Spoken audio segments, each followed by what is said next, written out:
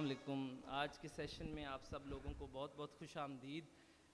Session पहले ही मुख्तसर हो गया और मैं बहुत दिल से जानता हूँ कि जितने लोग यहाँ आए हुए हैं वो ज़्यादातर नातिक साहब को सुनने के लिए बेताब होंगे।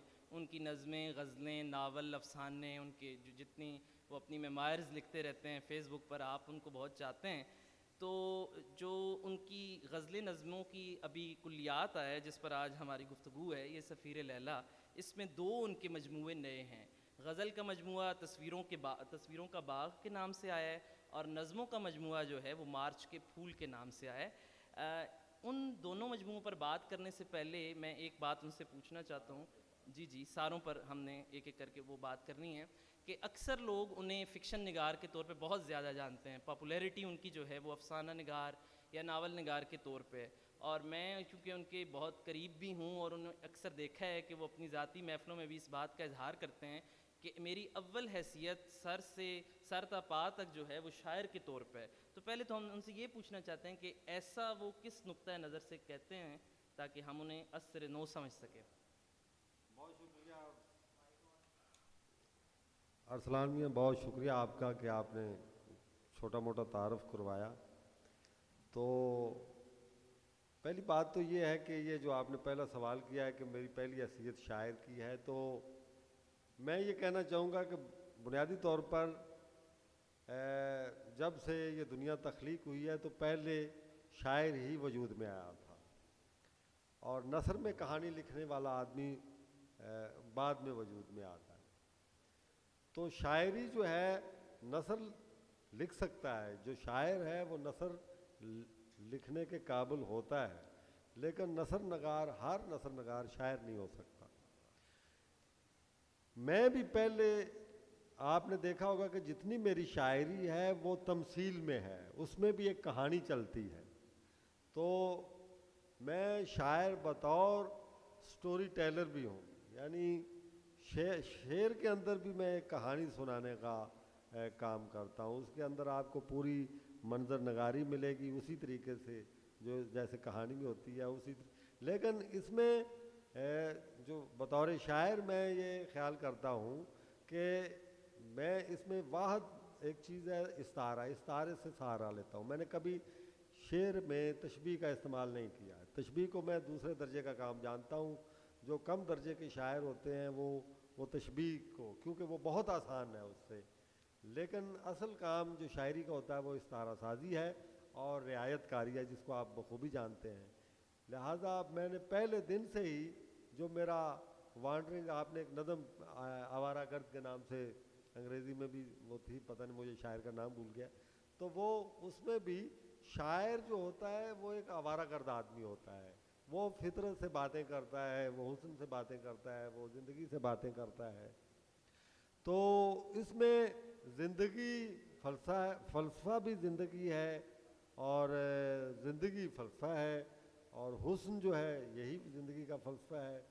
तमाम चीज़ें जो कायनात में तख्लीक हुई हैं वो हसीन तख्लीक हुई हैं, हमने उनकी बाद में शक्लें बिगाड़ी हैं।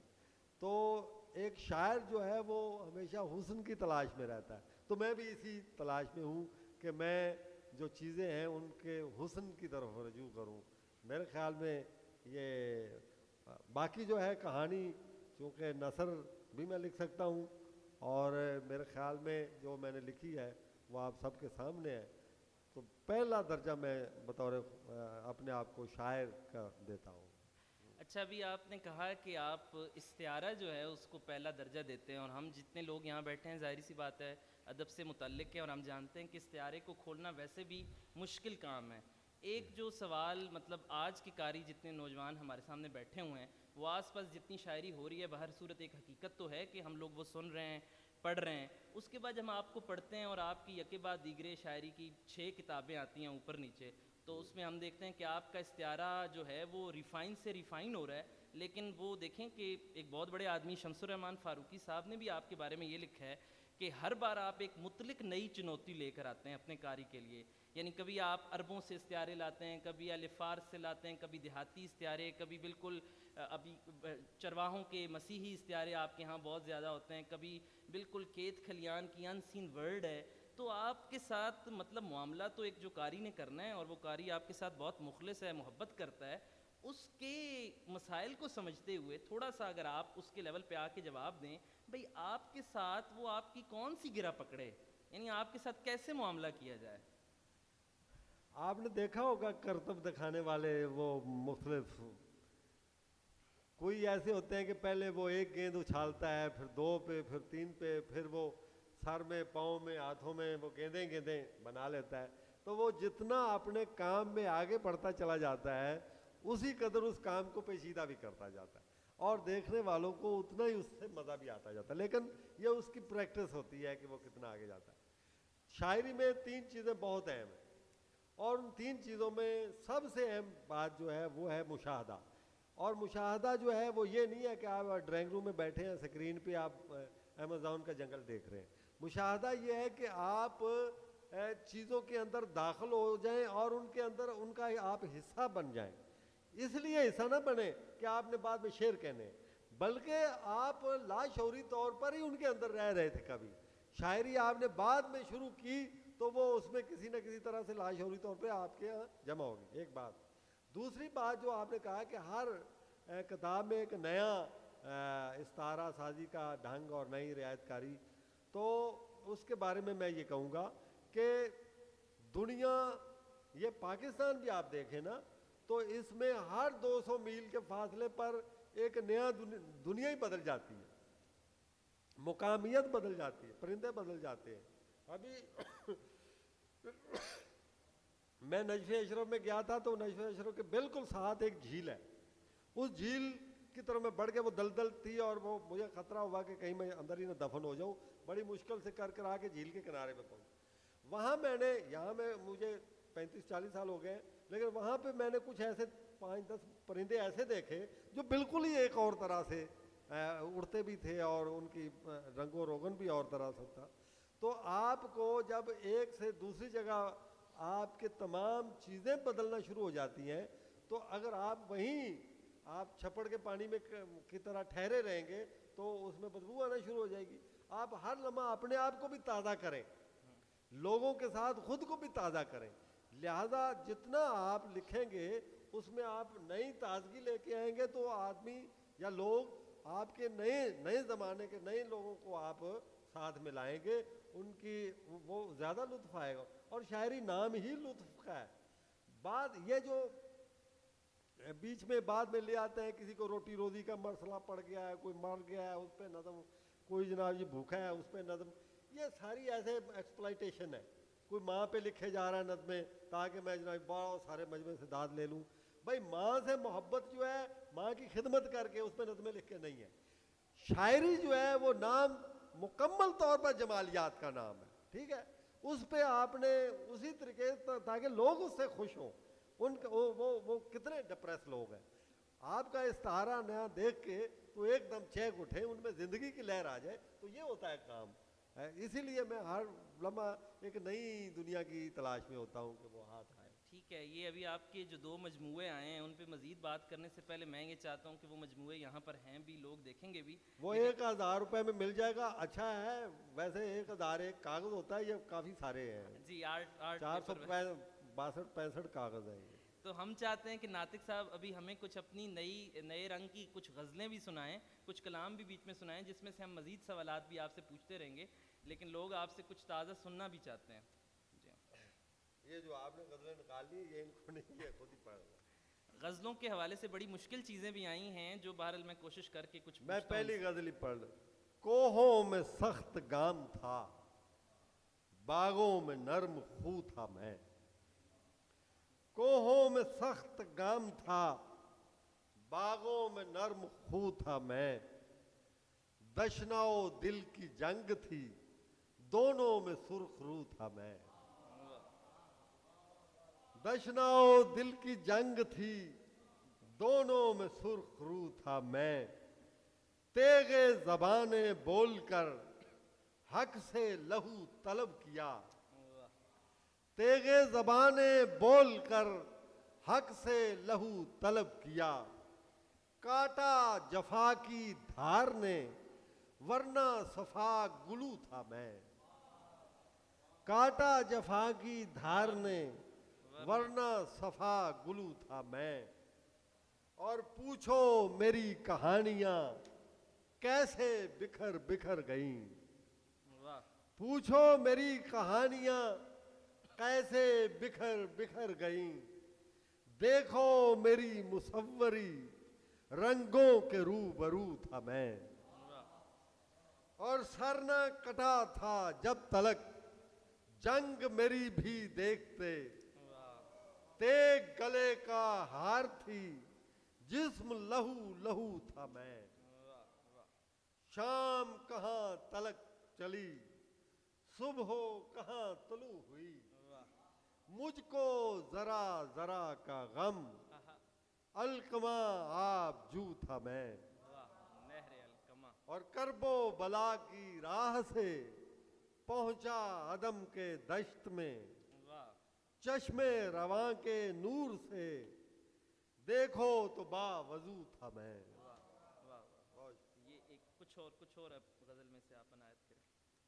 आंखें नमक भरी हैं वाह आबे दहन लगाना। वाह आंखें आमर साहब, आंखें नमक भरी हैं आप आबे दहन लगाना। तुरशी में यार थोड़ी शक्कर जरा मिलाना। वाह वाह तुरशी में यार थोड़ी शक्कर जरा। शक्कर जरा मिलाना। और नातिक को रात आकर बादे सबा ने बोला गुल फूल पूछते हैं गुलजार में भी आना। वाह वाह वाह वाह नातिक को रात आकर बादे सबा ने बोला गुल फूल पूछते हैं बाजार में भी आना। और तरखान तेरे सदके वाह गर्दन न मेरी ढलके। वाह तरखान तेरे सदके गर्दन न मेरी ढलके। ऊंची सलीब रखना मेखें बड़ी लगाना। वाह वाह वाह वाह वाह वाह वाह क्या बात है। तरखान तेरे सदके गर्दन न मेरी ढलके। ऊंची सलीब रखना वाह वाह मेखें बड़ी लगाना। वाह और मैं आब का परिंदा मैं पानियों का बासी। वाह वाह वाह ये जो जमीनों और प्लाटों पर लड़े मरे जा रहे हैं, मैं आपका परिंदा मैं पानियों का बासी। तुमको जमीन मुबारक मुझको है डूब जाना। वाह वाह वाह वाह वाह वाह वाह वाह वाह क्या मैं बात आपका परिंदा है। वाह मैं पानियों यूं का का बासी। बासी। तुमको जमीन मुबारक मुझको है डूब जाना। डूब जाना। और नातिक को मैंने देखा हाँ। हर शाम की शफक में। वाह वाह नातिक को मैंने देखा वाह हर शाम की शफक में आंखों के रंग लेकर बादल में जा छुपाना। वाह वाह वाह वाह वाह वाह वाह वाह वाह। अच्छा, क्या अभी आपने ज़मीन के हवाले से बात की कि लोग ज़मीन और इस किस्म के जो छोटे मसाइल हैं उसमें उलझे रहते हैं, और आप अपनी शायरी के हवाले से अक्सर कहते भी हैं, आज भी एक थोड़ी देर पहले गुफ्तगू हो रही थी कि नेचर के साथ बहुत कम कंसर्न है लोगों को, और आपकी शायरी पढ़ें तो नेचर इतनी ज़्यादा है कि बाकायदा फ़हरिस्त बन सकती है। और मैंने ये बहुत बोर काम किया भी है फ़हरिस्त बनाने का बहुत पहले, कि कितने दरख्त और कितना ये और कितना। तो आपको क्या लगता है कि ये चीज़ें कितनी ज़रूरी हैं, और इससे आपका ज़िंदगी का जो फ़लसफ़ा है शायरी के हवाले से, उस पर ज़रा हमें कुछ तफसील से बताएं। मैं न्यूयॉर्क से लेके इधर उधर यूरोप और पूरे मुल्कों में, पता नहीं जितने भी मुल्कों में मैं गया हूँ, बड़े बड़े होटलों में भी रहा हूँ और आम भी फिरते रहा हूँ। खुदा की कसम उठा कहता हूँ, जामनों के दरख्तों के नीचे नाला चल रहा हो और उसके ऊपर चारपाई डाई हो और वो जनाब जी वो खिताब पकड़ी और लेटा हो, इतना मज़ा किसी इंटरकॉन्टिनेंटल होटल में नहीं आता। वाह ठीक है, जो नेचर है, जो परिंदे हैं, जो गुफ्तगुएं हैं, जो बैलों के गलों की घंटियां हैं, जब वो हल चला रहे होते हैं और उस मट्टी को तलपट कर रहे होते हैं और कीड़े निकलते हैं और लालियां पीछे जाके उनको चुग रही होती हैं, आप वो नज़ारा कहाँ ढूंढेंगे जनाब जी इन पीसी होटलों में।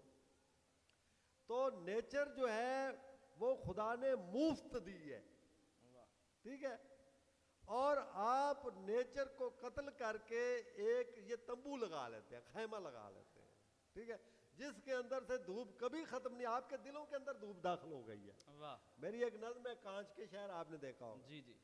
तो तसन्नो के मुकाबले में नेचर हमेशा जो है वो साया देती है, छांव देती है, उसके अंदर ठंडक है। तो मेरा तो ये है कि दरख्त और इंसान ये हम मिजाज हैं आपस में। दरख्तों से इंसानों को जुदा कर देंगे तो बीच के अंदर फिर आप कंक्रीट रह जाएंगे। ये कंक्रीट जिसके अंदर बिल्कुल कोई लव नहीं है, मोहब्बत नहीं है, प्यार नहीं है, उन्स नहीं है, कुछ भी नहीं है। तो शायरी नाम ही उन्स और मोहब्बत का है, लिहाजा इसको नेचर ही के करीब रहना चाहिए। मैंने नहीं कभी देखा कि जनाब जी किसी ने, कोई होगा बेवकूफ़ जिसने किसी पीसी होटल पे नज्म लिखी हो, लेकिन मैंने तो देखा है कि लोग दरियाओं पे, भेड़ों पे, शामों पे, शफक की सुर्खियों पे नज़में कहते हैं। ठीक है, तो वही तो असल काम है, उसी की तरफ इंसान दौड़ता है। अभी मैं रात, आज मेरा तो इरादा मैं सीधा गांव निकल जाऊं और 4-5 दिन वहां रहूंगा, तो जो मैं वहां देखूंगा मनाजर, ये बाहर आ गई है, तो वो कुछ ना कुछ तो मेरा यहाँ निकलेगा ना शायरी के अंदर, इसीलिए वो आए। वाह वाह।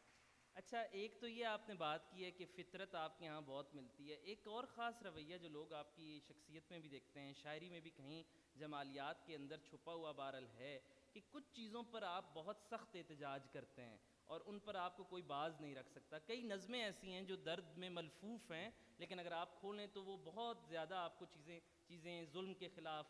तो मैं जानना चाहता हूँ कि इस सारी शायरी के पीछे एक तो चीज़ हो गई जमालियात, एक आपका फ़लसफ़ा ज़िंदगी जिस पर आप खड़े हैं वो क्या है, उसके हवाले से कुछ बात करें। जमालियात के साथ एक चीज़ मुंसलिक है, उसका नाम है अदल, जिसके अपोजिट जुल्म है। यानी जब आप सोसाइटी में अदल ख़त्म कर देंगे तो चीज़ें तबाह होना शुरू हो जाएगी। ठीक है, तो शायर ये जो कहना कि नहीं यार मैं बोलता नहीं हूँ, मैं अदीब हूँ, एक शायर हूँ, मैं किसी मसले सियासी मसले पे नहीं बोलता, मैं किसी पर, वो तो गधा है कहीं का। शायर कहाँ है? शायर का सबसे पहला काम है कि अदल के हक में बोले, जुल्म के खिलाफ बोले, उसका एहतजाज करना है। मुझे नहीं समझ आती कि अगर कोई एक 40 साल एक 22वें ग्रेड में नौकरी करता है और वो कहता है मैं बहुत बड़ा शायर, भाई उसको तो लात मार के अगर सच कहेगा तो दूसरे दिन निकाल देंगे बाहर। लिहाजा शायरी जो है उसका काम सच बोलना भी है। वाह। ये सच जिंदगी को लेके चलता है। वाह। आप झूठ का पे खामोश रहेंगे तो गोया आप स्टेशन मुहैया कर रहे हैं। लिहाजा मैं तो इसमें कभी कंप्रोमाइज नहीं करूंगा वल्ला। मैंने आमर साहब बैठे हैं, इनको पता है, लोग कहते हैं कि लोग दोस्त बनाते हैं, मैं दुश्मन बनाने में बहुत माहिर हूं।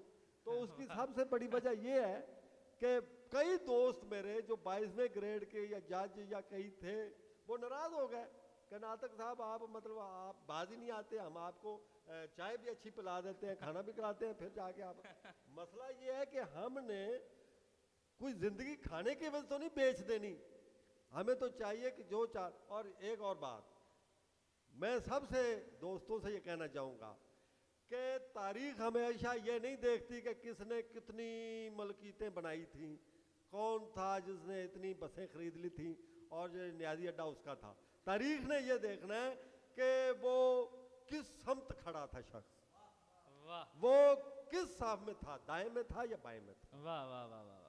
बस इसके आगे फिर आप वो देख लें। और जो शायर सच्चा है मेरे ख्याल में असल शायरी ही वो कर सकता है, वाह। बाकी अपना बेचता है, माल बेचता रहे, वो तो हमारे पास मार्केट नहीं है। ये इन्होंने भी मुझे कहा था कि आपको घंटे का प्रोग्राम, अब आधा घंटा, मैं इनको आधे घंटे में क्या बताऊंगा। हाँ बिल्कुल बिल्कुल।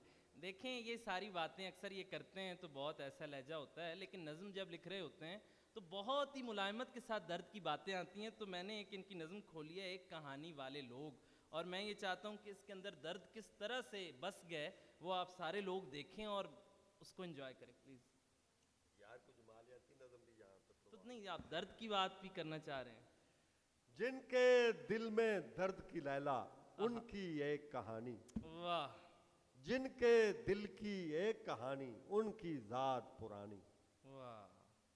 सर पर सूरज चांद की गठड़ी, भूख समय की खाएं, गठड़ी पर हैं मौत की मोहरें, खोलते ही मर जाएं। ओए ओए आंखें कांच भरी हैं उनकी, सीने में अंगियार, बातें धूल लटे गीतों की, करते रहें दुख यार। ओए एक एक पूनी जोड़ के काते, चांदनी रुत के तार। मेहनत का श्लोक। लेकिन जग में फिर भी अंधेरा और गमों के गार। वाह दर्द कहानी एक पहेली, जो बूझे वो रोए। ओए वाह आंख के दरिया में डूबे हैं, जागे और न सोए। वाह तेज भंवर के बजरे पर हैं, हाथ नहीं पतवार। वाह हर हर मौज के पलटे में लें सौ सौ गोता मार। वाह और दर्द की लैला चरख का चक्कर, जिसमें जूते बैल, वाह काठ का पहिया बनकर घूमे, दिन होवे या लैल। वाह दर्द की लैला वाले सब हैं एक कबीला लोग, जब तक मौत की मोहर खुले तू दर्द कहानी भोग। वाह वाह वाह वाह वाह। अब ये जो मार्च के फूल नई नज़में हैं, मैं चाहता हूँ इसमें से आप कोई कुछ एक आध नज़म ज़रूर सुनाएं, जिसमें मतलब जमालियात के हवाले से। वक्त है हमारे पास अभी हमारे पास वक्त है। दो नज़में आपसे सुन सकते हैं। ये एक आसान सी नज़्म है कि जिंदगी जो है वो एक सर्द रात में रेल पे चलते हुए मुसाफिर का नाम है। रेल चलती रही, रात कटती रही, सरसराती हवा कपकपाते शजर, ठंडी शाखों से गिरते हुए बरगुबर, टहनियों से जुदा हो के गिरते रहे, डगमगाकर जमीन बोझ होते होते रहे, जर्द रंगों का तबला बजाते रहे, पतले तांबे के तारों के तूंबे हैं ये, तीन तारा सुरों को उठाते रहे, जर्द जंगल के रुख ठिठड़ी शाखों के दुख, शब के काले नगर भर गए हर तरफ। वाह ऐसी सर्दी के जमने लगा है जिगर, वाह वाह कोई आवाज उठी हुई चुप हुई, चीख उभरी अभी और अभी घुप हुई। वाह रेल चलती रही, रात कटती रही, वाह जिनकी मंजिल थी कोई उतरते गए, वाह लम्हा लम्हा स्टेशन बदलते गए, वाह एक मैं रह गया और डब्बा मेरा, वाह जैसे डब्बे की धड़कन हूं इंजन की आग, वाह जैसे उजड़े कलीसा में मरियम की भाग। वाह वाह वाह वाह वाह वाह वाह वाह, क्या क्या मिसरा है। यख हवाओं की दस्तक लगातार है, बेसबब खिड़कियों को बजाती है ये, काली रातों में कितना डराती है ये, दिल मेरा सहम कर सीने से लग गया, ये धड़कता खिलौना कहीं रुक गया। वाह मैं अकेला मुसाफिर, न मंजिल न घर, रेल की पटड़ियों का हूं मैं, क्या हूं हम सफर, रेल रुक जाए ऐ दिल खुदा ना करे, वाह ये इंजन की धड़कन जफा ना करे। वाह वाह वाह वाह जर्द जंगल की राहें हवा और शब, दिल में नीले खलाओं की दुनिया की छब, भारी बर्फों में शोले उड़ाती रहे, रेल चलती रहे, सांस आती रहे। वाह वाह वाह वाह वाह वाह वाह। चूँकि हमारे पास वक्त की किल्लत है और यहाँ कुछ लोग बैठे हैं जिनमें से अक्सर जो है नौजवान हैं, तो अगर इनमें से कुछ नातिक भाई से पूछना चाहते हैं कि एक बंद ये सुना चलिए दूंगा सफीर लैला का। जी, ये जो किताब है ये इनकी मशहूर नज़्म सफ़ीर लैला के नाम पर इसका नाम है। तो चलिए उसका पहला हिस्सा। कितना टाइम रहेगा? पहला हिस्सा है वक्त हमारे पास है कितना है? 5 मिनट है। फिर कोई और बात, एक और नज़्म ऐसे ही सुना देता हूँ छोटी सी।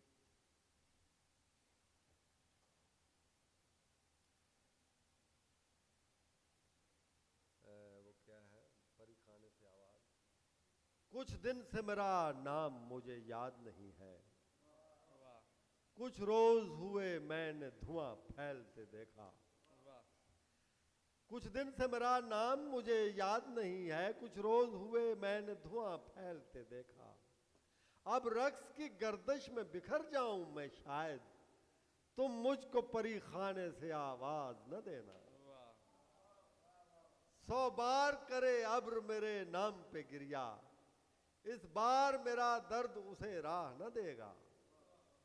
100 बार मुझे शम्सो कमर ढूंढने निकले, वाह इस बार नशा मेरा किसी ख्वाब में होगा। वाह वाह वाह शायद मुझे अफलाक से आवाज भी आए, वाह उस वक्त मेरा नाम मुझे याद न होगा। नाकाम पलट जाएगी आवाज वो आखिर, वाह और लोग कहेंगे कि मुझे मौत ना आई। वाह मैं मौत से बच जाऊंगा, पर देख मेरे दोस्त तुम मुझको परी खाने से आवाज न देना। वाह वाह वाह वाह वाह वाह वाह। अब अगर सामीन में से कोई आदमी सवाल करना चाहता है बहुत हमारे पास- शुक्रिया अफजाल साहब। और हाँ जी, हमारे तनवीर अंजुम दरमियान साहब जो है आपने तनवीर बुलाया अंजुम और- साहबा नई नज़म नसरी नज़म के हवाले से बहुत मोतबर नाम है, सैयद अफजाल अहमद साहब मौजूद हैं, हम उनके बहुत शुक्रगुजार हैं। तो ऑडियंस में से अगर कोई सवाल करना चाहे तो हमारे पास कुछ कुछ मिनट हैं।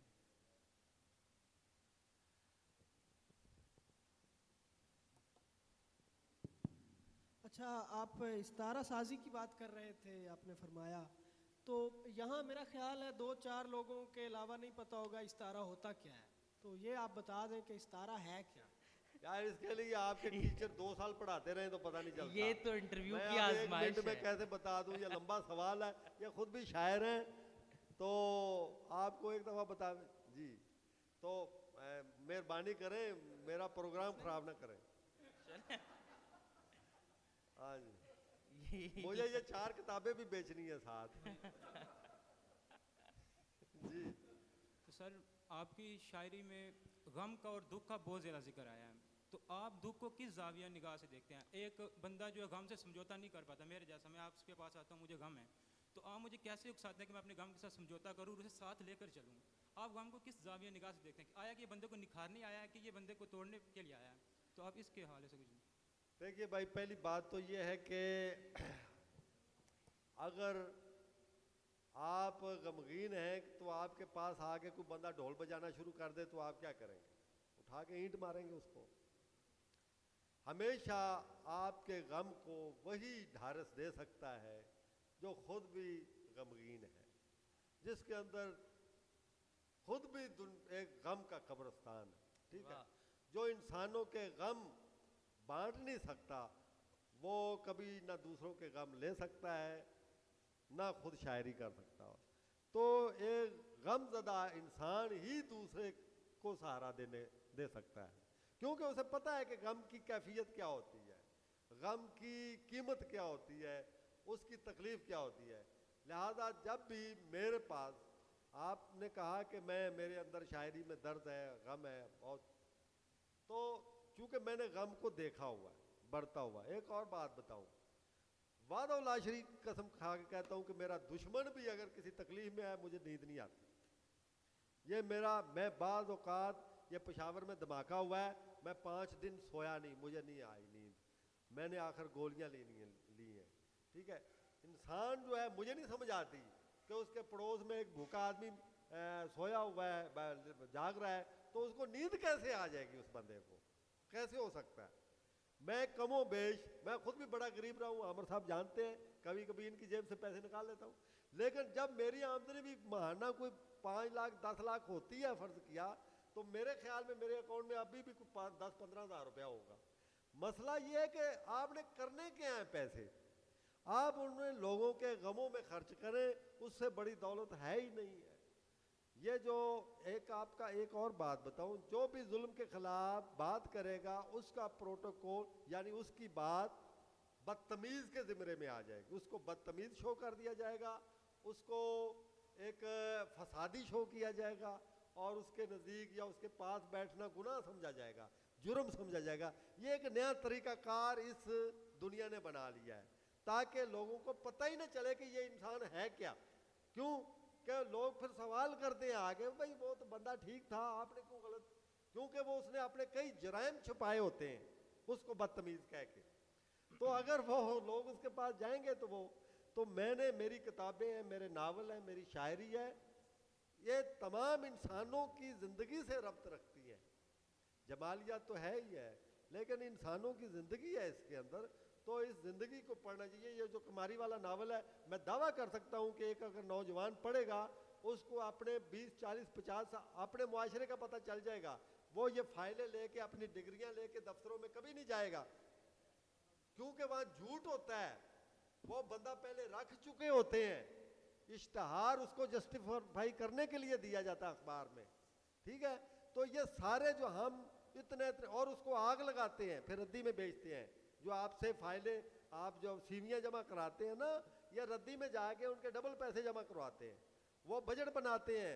ये आप बात करने वाली नहीं है कि इस नौकरी के 10 साल की तनख्वाह 15 करोड़ रुपया लगेगी, तो वो पहले 15 करोड़ रुपए के पहले बेचेंगे, सीवी लेंगे, लोगों से फीसें लेंगे कि 1500 रुपया जमा कराओ, तो ये फीस जमा कराओ, तो आपकी सीवी लेते हैं। वो बजट बना के जो बंदा उन्होंने रखना होता है, उसको फिर रख लेते हैं कि चलो भी पैसे इकट्ठे हो गए, अब इसको नौकरी दे दो। ये है धोखा, फ्रॉड है इस मुल्क में चल रहा, जिसको अभी मैं यहाँ पे मुझे शायद अगला सेशन ना दिया जाए कि ना तक यहाँ क्या बातें कर रहा था, हमने तो शायरी के लिए बुलाया था। मसला ये है कि आपको भी सच बोलना चाहिए। मेरे ख्याल में ये किताब, अब तो हक बनता है कि आप किताब एक एक खरीद लें। तो ये किताब ज़रूर पढ़ें। कोई और क्वेश्चन? एक क्वेश्चन और है हमारे पास। अस्सलाम वालेकुम सर। सर मैं अंग्रेज़ी अदब का स्टूडेंट हूँ, GCU इस्लाम साहब के उधर से ही आए हैं। सर मेरा सवाल ये है कि थोड़ा पर्सनल भी हो सकता है, मैंने आपकी शायरी भी पढ़ी है और नावल भी सारे पढ़े हैं। अब मैं इंतज़ार कर रहा हूँ और सोच रहा हूँ कि सर आप खुद नविश्त पे काम कर रहे हैं, और मतलब उसके बारे में मुझे थोड़ा बता दें। मैं बड़ा मतलब क्यूरियस हूँ कि आपकी जो ऑटोबायोग्राफी आए तो हम उसको पढ़ें, तो क्या उस पर आप ऑलरेडी वर्क कर रहे हैं या मतलब ये अभी ऐसा नहीं सोचा? उस पर काम हो रहा है, और वो मेरे ख्याल में जो मुख्तलिफ टुकड़ों में कोई 1000 सफ़ा लिखा जा चुका है, मेरे पास मौजूद है। तो इंशाल्लाह वो किताब जल्द आएगी। अगर उसके कुछ टुकड़े एक किताब कच्चे घरों की कहानियों में छपे हुए हैं, उसमें आप पढ़ेंगे तो आपको। बाकी मैं एक बचपन से लेके मतलब अब तक की ज़िंदगी के वो बहुत सारी चीज़ें लिखी जा चुकी हैं, लेकिन उनको एक तरतीब से मैं जमा करके, और वो बहुत दिलचस्प भी होंगी और सच्ची होंगी। मैं ना किसी नवाब ख़ानदान से हूँ, ना मेरे आमों के बाग थे, ना मेरा कोई बाप सेक्रेटरी था, तो मैं जो ठीक बातें हैं वही लिखी हैं उसमें। ना मैंने पूरे मुल्क का बोझ अपने कंधों पे उठाया हुआ था, जो कि बाद में सेक्रेटरी रिटायर होने के बाद कहते हैं। आप सामीन का बहुत बहुत शुक्रिया। प्रोग्राम का वक्त खत्म हो चुका है। ये इनकी किताबें मौजूद हैं और ये ख़ुद भी मौजूद हैं साइन करने के लिए, तो जो शख्स ख़रीदना चाहे उसके लिए सलाह यहाँ में। बहुत बहुत शुक्रिया।